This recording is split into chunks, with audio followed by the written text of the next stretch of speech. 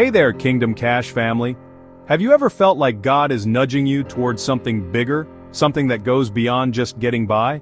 Today, we're diving into why starting a business isn't just about making money or achieving success. It's about fulfilling a purpose God has uniquely given to you. And yes, the Bible has a lot to say about entrepreneurship and the path of using your gifts to serve the world. Let's talk about why God might just be calling you to take that leap and start your own business. So grab a coffee, settle in, and let's dive into this divine calling to create, serve, and grow. Many people start a business with motives like money, freedom, and status. We've all seen those posts on social media: yachts, private jets, the good life. There's nothing wrong with wanting financial stability or freedom, but when your motivation ends there, something's missing. When you start a business aligned with God's purpose, it transforms your work from just a job to a mission. A business aligned with God's vision for you isn't just about achieving financial goals, it's a journey to fulfill His greater purpose. In Proverbs 16:3 we're told, "Commit to the Lord whatever you do, and He will establish your plans." God wants to see your plans thrive. He's got a purpose behind your every step, and that includes the business dreams stirring in your heart. Yes, the Bible has a lot of business advice. It's packed with lessons on stewardship, wisdom, hard work, and generosity, core elements of a successful business. Take a look at Proverbs 31:16. She considers a field and buys it. Out of her earnings she plants a vineyard. Here's a beautiful example of someone not only investing wisely, but putting their resources into something that will grow and serve others. This verse gives us an image of entrepreneurial foresight, dedication, and impact. God delights in our willingness to work hard and manage resources well. Or consider the story of the parable of the talents, Matthew 25:14-30. Jesus shares this parable to teach us about stewardship. Each servant is entrusted with different amounts, but the ones who multiply their resources are praised, while the one who hides his is rebuked. The lesson? God wants us to take what we're given, our gifts, our resources, our vision, and make it grow. One of the biggest questions you need to ask yourself before starting a business is, why? If the answer is just to make money, you're leaving so much potential on the table. In Jeremiah 29:11, God promises that I know the plans I have for you, plans to prosper you and not to harm you, plans to give you hope and a future. God has a plan that's woven into the fabric of who you are and what you do. When you dig into His vision, your why becomes clearer. Your business doesn't just become a way to get by, it becomes a part of God's bigger picture, something that serves others and glorifies Him. God designed business to be an extension of service. In Mark chapter 10 verse 45 we read, "For even the Son of Man did not come to be served, but to serve, and to give His life as a ransom for many."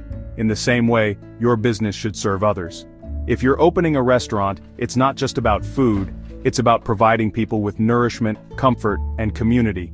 If you're starting an online business, think about how you can solve problems or bring joy to your customers. Wealth, then, is the reward of serving others well. But remember, it's a byproduct, not the ultimate goal. When you focus on adding value and genuinely caring for others, success follows naturally. In the Jewish tradition, there's a concept called tikkun olam, which means repairing the world. It's the idea that we're here to make things better, and business is a powerful way to do that. A business aligned with God's heart contributes to a better society, creates solutions, and provides jobs. It shows God's people actively improving lives. In fact, God has positioned His people to make a positive impact. In Matthew chapter 5 verses 14-16, Jesus calls us the light of the world, urging us to let our good deeds shine before others so they may see and glorify God. Your business can be a beacon of integrity, generosity, and love.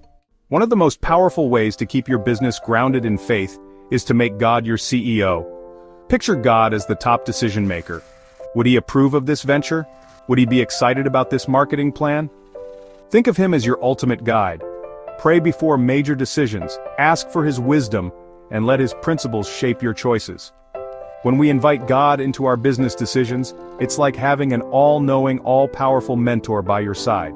Proverbs chapter 3 verses 5-6 reminds us to trust in the Lord with all your heart, and lean not on your own understanding. In all your ways submit to Him, and He will make your paths straight. God doesn't just want you to succeed. He wants you to fulfill a purpose that He's been preparing you for all along. In the parable of the talents, each servant is given resources to manage, and those who invest and grow their talents are celebrated. In business, it's easy to fall into the trap of playing it safe because we're afraid to fail. But God calls us to step out in faith and multiply the resources He's given us. Are you sitting on a talent that could be put to use? Is there a business idea you've been hesitant to pursue? Remember, God honors those who take His gifts and work diligently to increase them. Starting a business isn't for the faint of heart. It takes faith. Faith in yourself, faith in your abilities, and most importantly, faith in God's plan for you.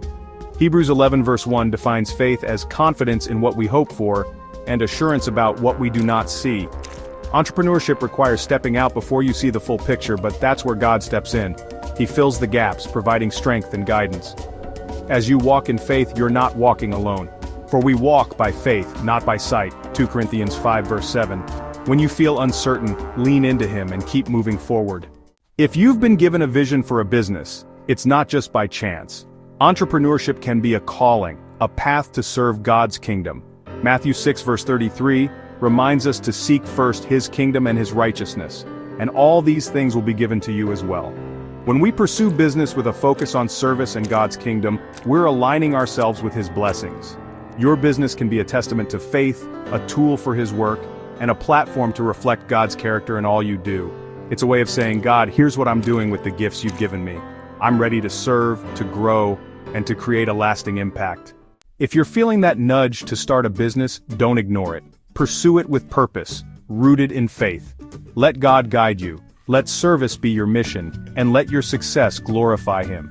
You've been given this desire for a reason, and by stepping into it, you're choosing to be a light in the world.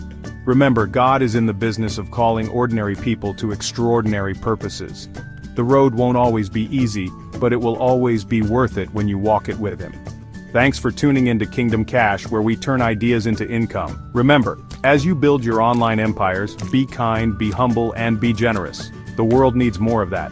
If you found value in today's video, don't forget to smash that like button and subscribe so you never miss out on our latest tips and tricks for building your empire.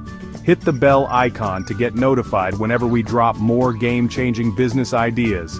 And hey, if you're serious about taking your side hustle to the next level, check out our exclusive resources and courses down there too. Thanks for watching, and we'll see you next time on Kingdom Cash.